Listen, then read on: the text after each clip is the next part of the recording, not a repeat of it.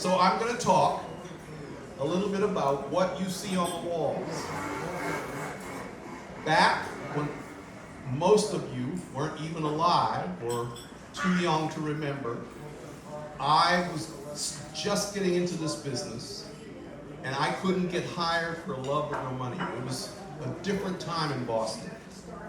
Black people weren't allowed to be in certain places and weren't welcome there, etc., etc. So the people I was trying to work for, the magazines, the newspapers, the design studios weren't hiring people like me. So it was very, very, very difficult. And as a result, I started to chase a lot of these musicians because it was a passion of mine. I love the music, rock and roll, the Rolling Stones, the Who, all of those people were the ones that were making the money, were getting on the magazines, were that. The jazz musicians were playing in a lot of the venues, but I love jazz. So I chased these musicians, and I realized early on, having listened to their music for years, when I started to going to the clubs in Boston and getting and being there and looking at the musicians as they were playing on stage, that I very often had no idea who they were.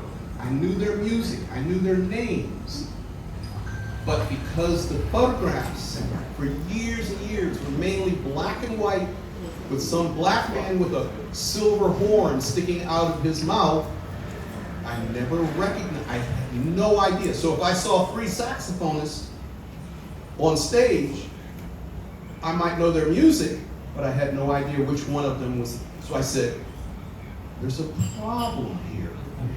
So if you notice, 90% of the photographs here are not in performance. I actually went up. There are several people here who know this story, have heard this story before, but I actually went up to them. I would sneak in the back door of these clubs, sneak in the back door of what was now, in those days, the Jazz Workshop in Falls Mall. A few of you might have actually heard of this place. They're all gone now. I would sneak in the back door and I would wait. I would stalk these musicians. I would wait until they weren't talking and it would never, so I literally would wait right outside the bathroom. They would come out of the bathroom, they were always alone in those cases. I would give myself 37 seconds to convince them to let me take their picture. And in those days, this is years ago, they weren't as self-conscious. They said, take all the pictures you want. Take all the, I said, no. I don't want you in performance. I want to take you to my studio. I want to take you backstage. I want to take you to your hotel room. Whatever, where I can have you as to myself, we can arrange. And that's how most of the pictures were taken. But it was literally a way of my gaining entree to some of the magazines. If anybody, again, I'm going to talk about years ago. A lot of these people are dead, which is really, really, really sad when you think about it. Just so long ago, a lot of these people, I would convince that they were leaving a legacy. Their legacy that they had spent their entire life making sure was to record their music, was playing on stage and recording their music. And they would say, why should I let you, why should I go to your studio? What, everybody else just takes, why should I said,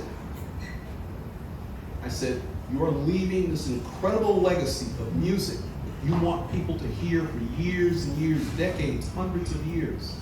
I said, I'm going to provide them with the ability to know what you look like. And a lot of them really responded to that.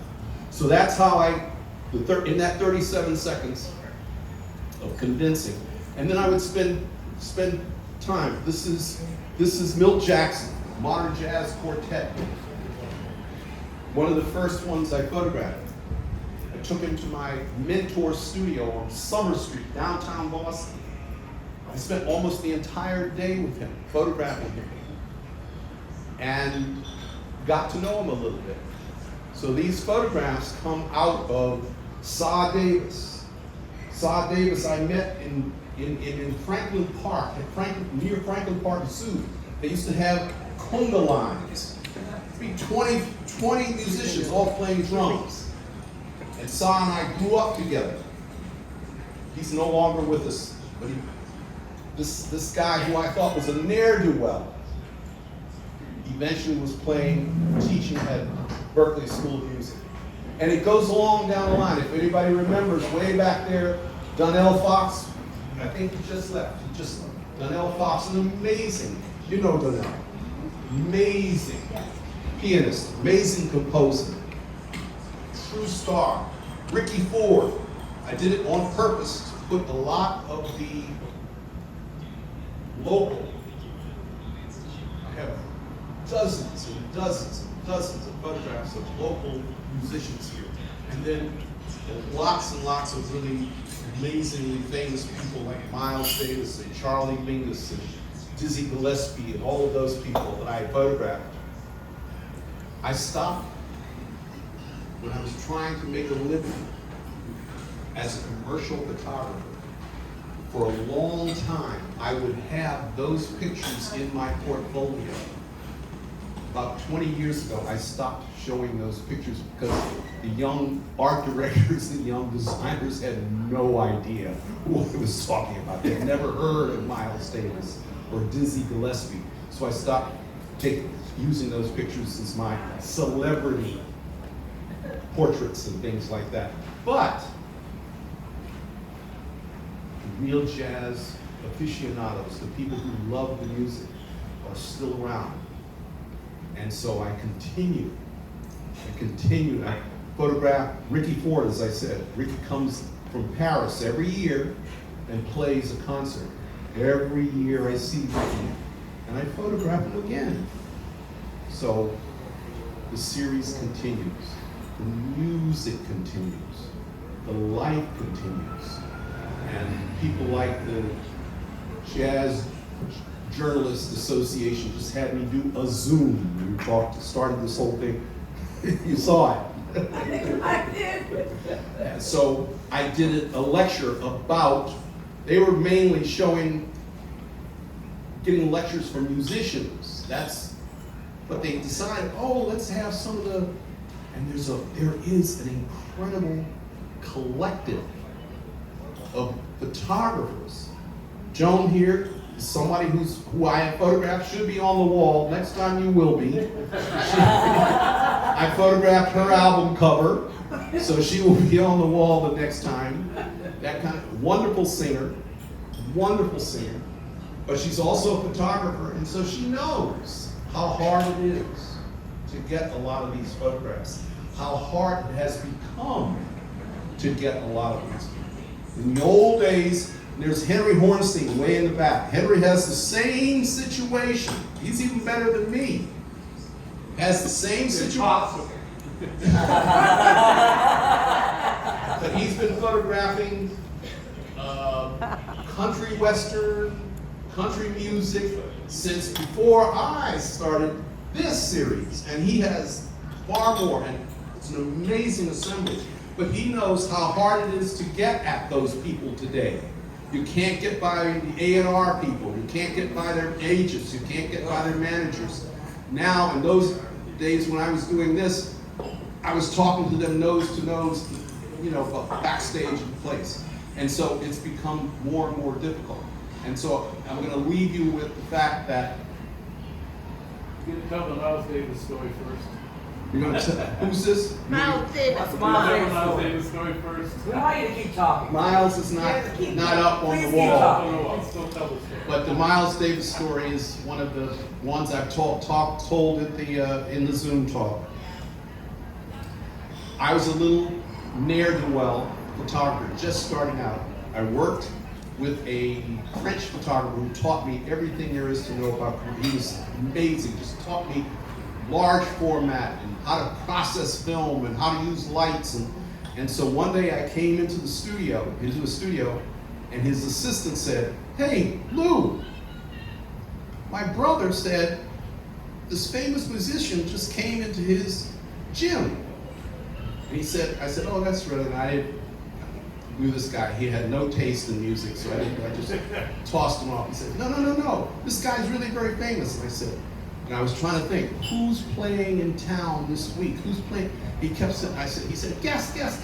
Tell me some names. And I said, Dizzy Gillespie. I had no idea. And I just threw out 4 or 5 names. He said, no, he's really famous, really. I said, just as a joke, I said, Miles Davis? He said, that's him, he's in the gym. He said, I said, before he was able to get me the address out of his mouth, I had 1 foot out the door with my camera bag over my shoulder. A dead run. He was at a boxing gym. Miles Davis was a Golden Gloves boxer champion when he was young.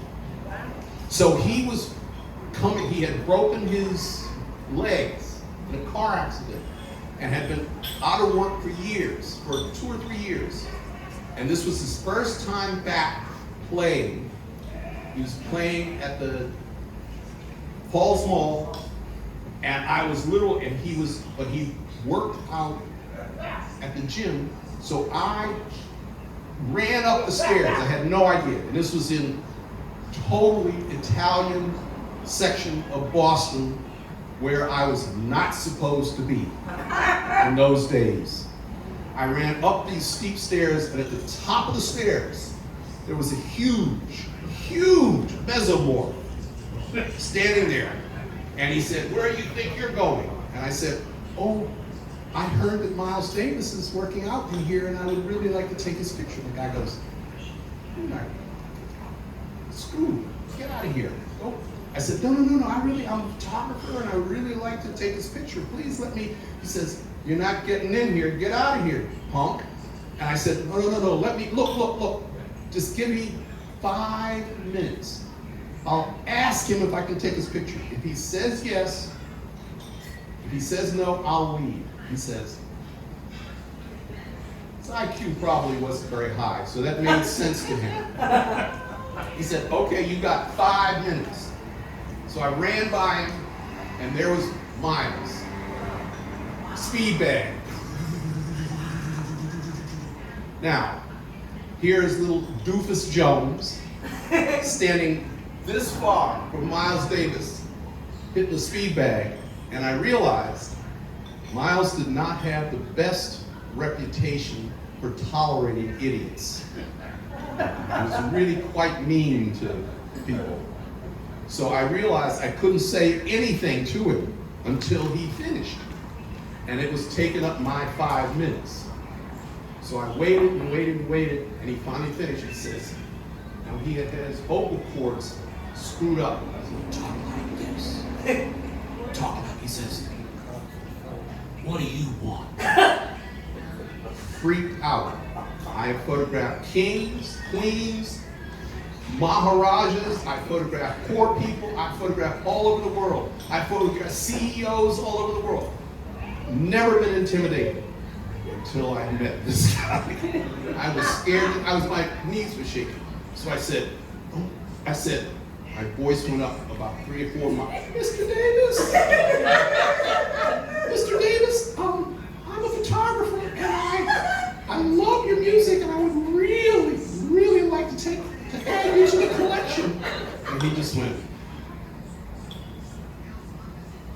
"Who you got?"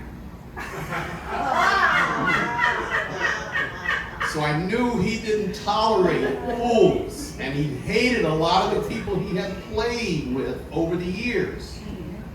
So I said, if I screw this up, he will. So I'm giving you the whole story here because you asked for it. Yeah. If anybody remembers the movie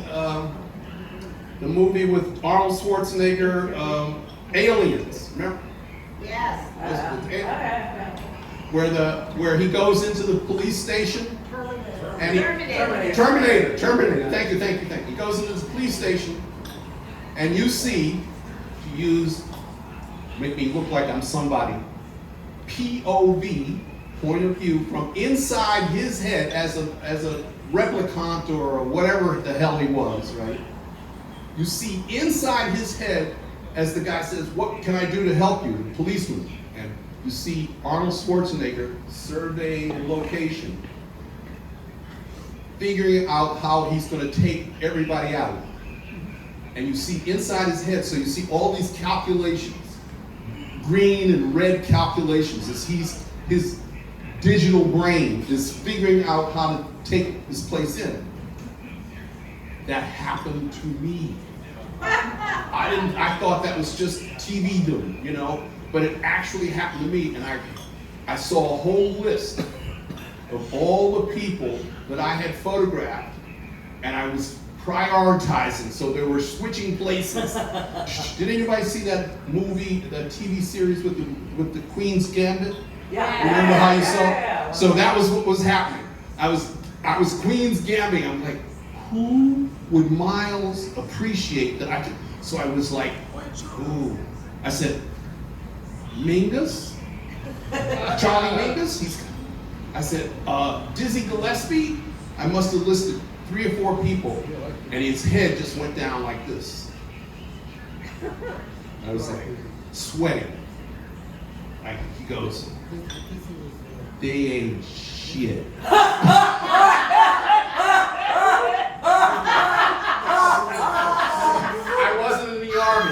I wasn't in the army, but I was about to do a about face and leave.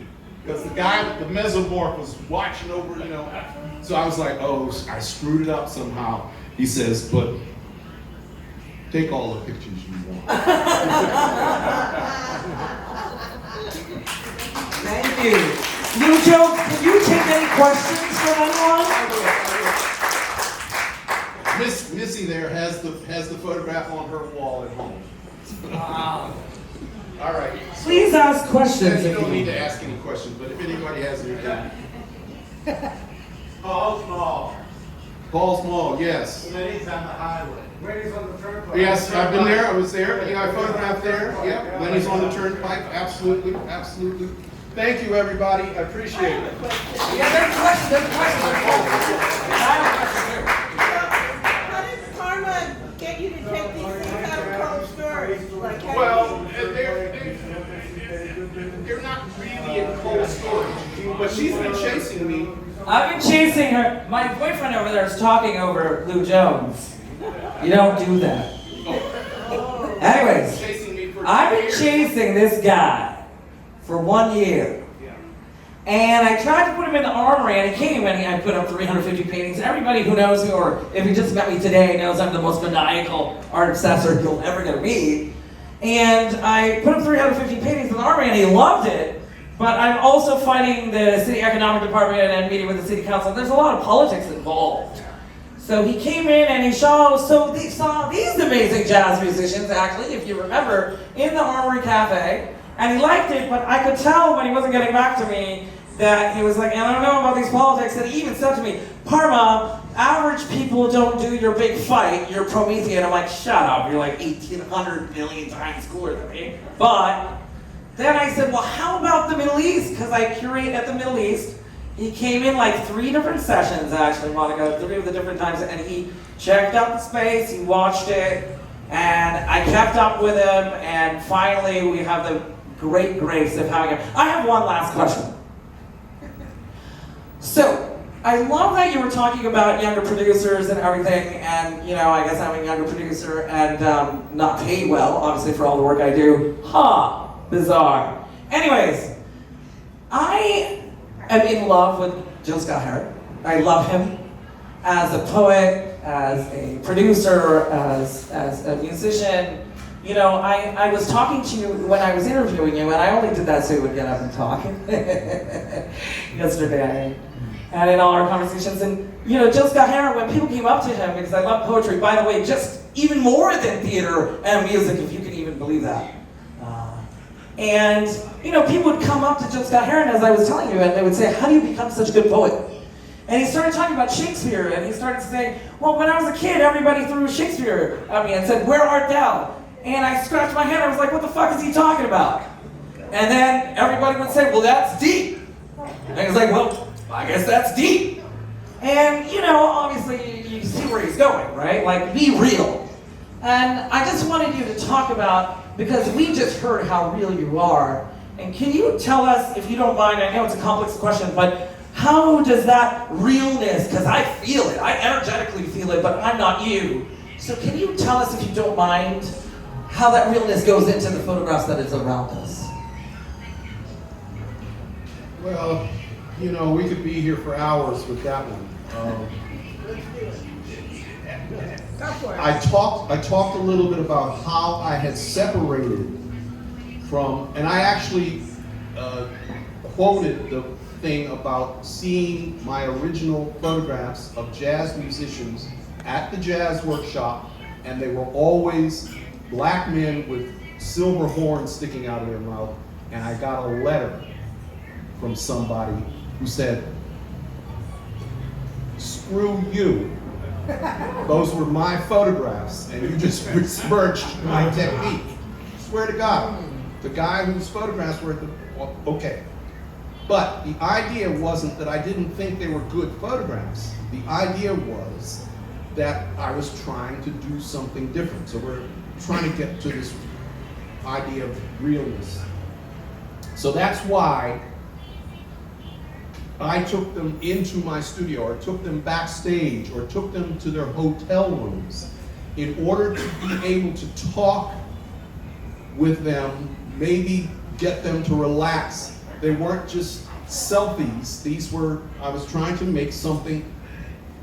I have moved away from this kind of photography in my current work. This was embryonic, the original kinds of photographs, to the way that I deal with trying to put people into